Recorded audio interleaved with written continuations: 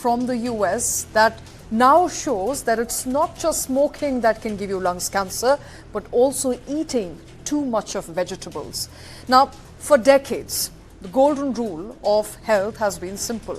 Eat your greens, pick up more fruits, and stick to whole grains to live a long and cancer-free life.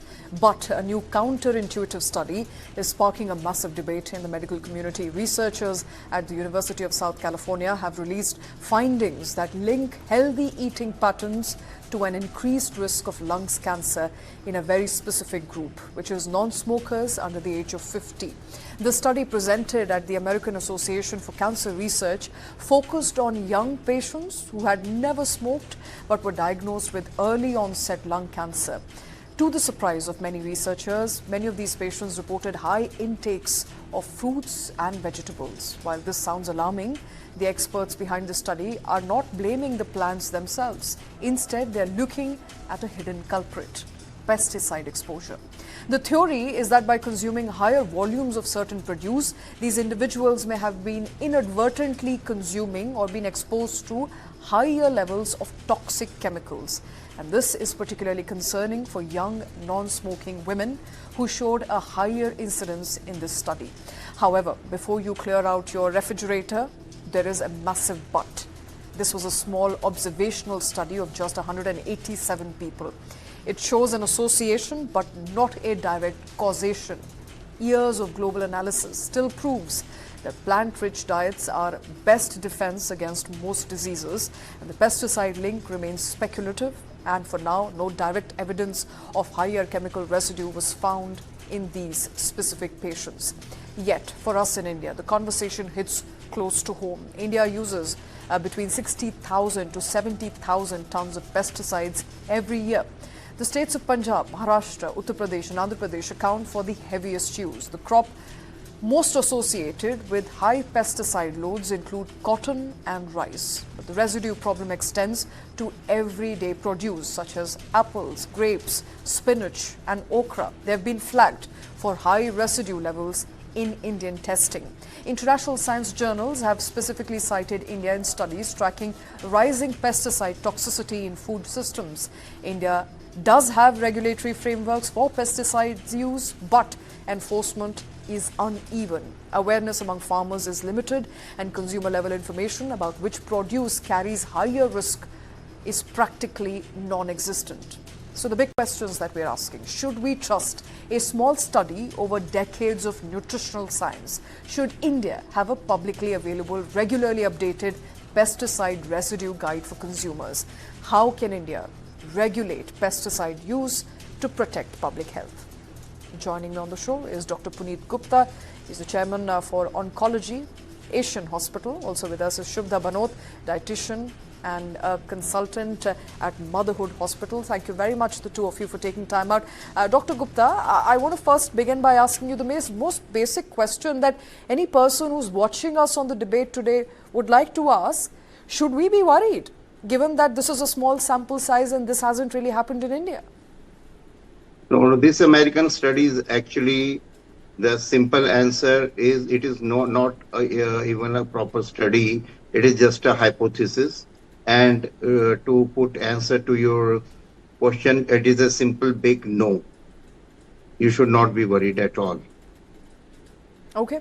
So you shouldn't be worried. Shubha Banot, would you agree with that? There is no need to worry. But, at the same time, when you look at all the data that I've pointed out, there is a problem here that India has. Firstly, lack of enough study. And secondly, people often believe that everything that they are bringing from farm to home is cleared, is good to eat, may not have pesticide. There is not enough awareness. No, actually, the problem is... Sorry, Doctor, I'll come to you. Shubha. Oh, yeah, sure. So I agree with sir that we don't have to be worried that this study is there, but it is actually not a study, as sir said. It is just an observation that they did in patients who had cancer, and they went back and took their recalls and tried to make a association there. Having said that, do Indians have to worry about their food which they are getting from farm? So we have always in India followed the tradition that you bring the vegetables and wash them very well in running water. We never just simply bring it from the farm and start using it without cleaning it well. Even washing it with salt water or baking soda has been a very common practice in our kitchens. So which normally removes most of the residue. And if we talk about certain foods, like in which the residue is more, like spinach, apples. So if you know that most Indian households, most of the people, though we lose the nutritional value, but they peel the apple or peel the pear and have it. So most of the residue is already gone. So we really don't need to get worried about it. So, and also the residue in the foods that we normally eat is much below any alarming level that would cause us harm. Okay. Right? So basic practices like buying from a good source, certain things that you can actually buy organic, like the green leafy vegetables, like, or maybe apple, or maybe pear, or maybe the people who are really fond of eating blueberries can buy blueberries organic. Okay. But rest, we don't really need to be worried about it. We just wash our vegetables well under running water. All right. Thank you for that advice. I hope people take that seriously. But Dr. Puneet Gupta, coming to the serious question of health risks as a result of pesticides, do you believe we have enough and more data and enough and more awareness in the country today? Because while we are dismissing this as speculative study, not even a study for that matter, the fact of the matter is that there is not enough and more research in this country. See, not in even I will say in this American study, their major concern actually is about the ultra processed food, because in India we do not use those kind of ultra processed food, because if to the let's stick to the millets, even if you take the millets and you convert them into a fast food kind of stuff, you expose them to high temperature. Let's say you make chips out of them, you make biscuits out of them, you make fast snacks out of them, and do the packing. And as Shruti told, you don't wash them well, or you don't just if you expose them to very high temperatures. And then what happens? The chemical inside any millet or any grain, in fact, whether it is wheat or any grain, what will happen? They will produce a chemical known as acrylamide, and this acrylamide, what we call in short AA, public can remember it as AA compound. This AA is the agent which actually make us prone for cancer, because it's a carcinogen, and it is available for all the processed food in high temperature. So if you expose the millet to high temperature, which the Americans they do, and they don't eat like India. We are very wise in using our food. We always prefer fresh food. So that's a very American problem. They use processed millet, and that is actually a known cause of cancer, and that is not anything new.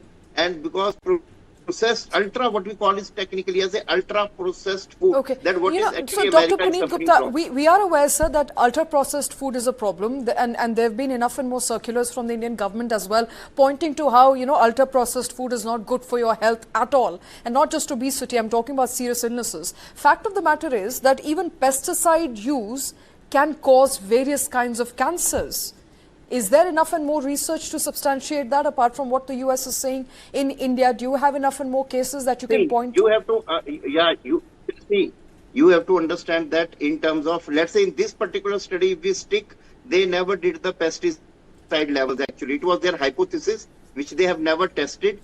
They have just done superfluous calculations, and then they made it in a hypothesis. There is no real data. So as far as this study is concerned, it's not a proof at all. So for that way, this study is zero at that level. It's no research. Now coming to the pesticides in general, if you talk, so as Dr.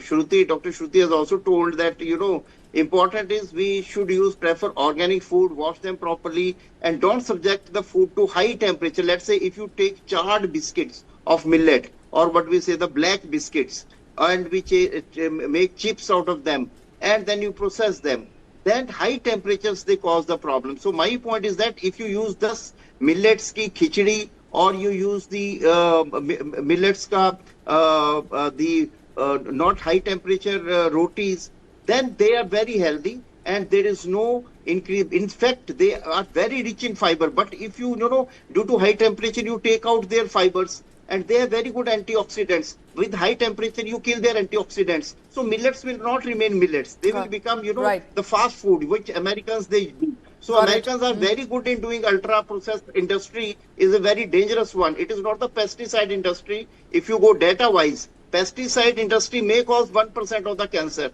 but the 30% of the cancer are caused by ultra processed food. Okay, ultra processed food is a bigger problem than pesticides today. Shubhda, I have to ask you, while the study points to causation, it's mainly showing correlation, not causation. So one need not worry as far as their green leafy vegetables is concerned. But there are other confounding factors as well, like pollution, genetics, lifestyle, that explain the findings around diet. Yeah. So while diet is one factor, there are other factors as well that affect your health. Absolutely. So even in this study, I mean, we have to understand that food is a very small part. I agree with Dr. Puneet that yes, there are carcinogenic foods, but pollution itself causes more cancer in non-smokers. Passive smoking, right? Exposure to pesticides due to your occupational hazards or certain chemicals which you are exposed to due to your occupational hazards may cause more lung cancer. Certain chemicals, because when you are in certain industries in which you are exposed to certain chemicals, can cause more cancer, lung cancer especially, than what pesticides would be there or residual pesticides would be there in your food. Okay. On the contrary, foods are actually protective. And especially foods like, cruciferous vegetables, orange and red vegetables, onions, garlics, they all bring down the oxidative stress, especially in non-smokers. So here it's actually, as you said in the beginning, it's very counterintuitive. It doesn't, come as a common sense what we are saying here. We've always said that whole grains and fiber-rich and antioxidant-rich fruits and vegetables and fiber-rich foods, as Dr. Puneet said, always be protective, right? Of course, we have to use it the right way. We have to cook it the right way. We have to wash it the right way. Right? So not, same not food can become carcinogenic. As Sir said, the millets can be good for you and bad for you. Similarly, even non-veg for that matter, even fish, which we say is good because it's rich in omega-3 fatty acid, but if you cook it at high temperatures, if you really deep fry it and fry it in the same oil again and again, it will cause harm. Absolutely. So you have to be consuming the food the right way. Right, consuming the food the right way. That's the message coming in from experts. Dr. Gupta, Shubhda, thank you very much, the two of you, for taking time out for joining us on the show. Well, take every study with a pinch of salt. Use traditional wisdom. That's the word coming in from our experts as far as taking care of your health is concerned. That's all the time I have in your interest. Thank you for watching.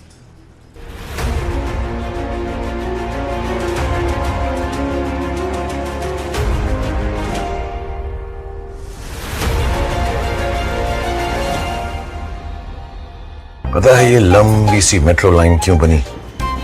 सिर्फ इसलिए कि पापा जल्दी घर पर आए और ये दोनों उनकी गोदी में छलांग मार पाए। देश के नंबर 1 सीमेंट अल्ट्राटेक में हम मानते हैं, बनेगा तो बढ़ेगा इंडिया।